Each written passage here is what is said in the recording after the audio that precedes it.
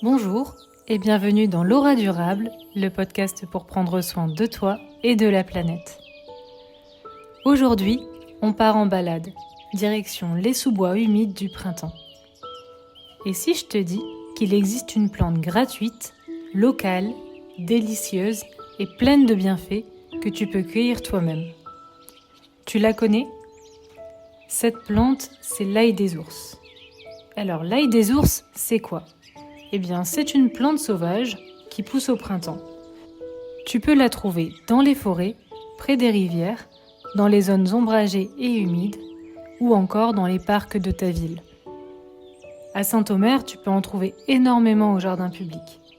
Et si tu habites à Dunkerque, direction le Bois des Forts. Son odeur est très caractéristique, une forte odeur d'ail. C'est d'ailleurs le meilleur moyen pour l'identifier. L'ail des ours, c'est avant tout une plante pleine de bienfaits.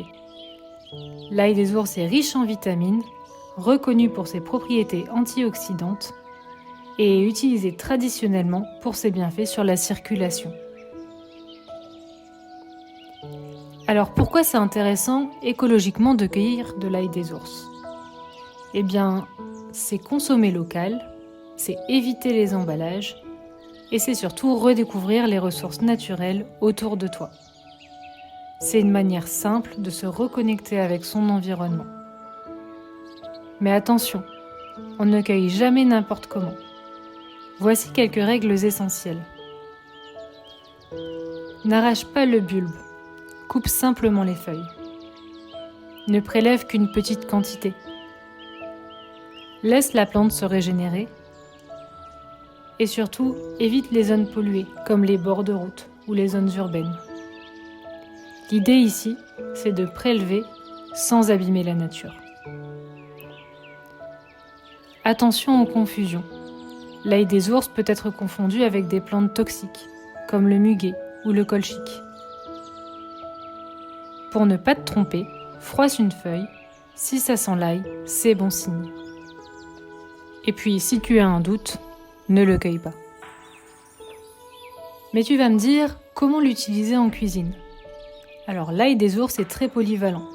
Tu peux en faire un pesto, tu peux le mettre dans une omelette, dans une soupe, ou le transformer en beurre aromatisé. C'est une alternative locale à l'ail ou aux herbes importées. Je te mets quelques recettes en description. L'ail des ours, c'est donc un parfait exemple d'écologie du quotidien. C'est local, c'est gratuit, c'est de saison et c'est plein de saveurs. Mais comme toujours avec la nature, on observe, on respecte et on en prélève avec modération. Comme quoi l'écologie commence simplement par une promenade en forêt.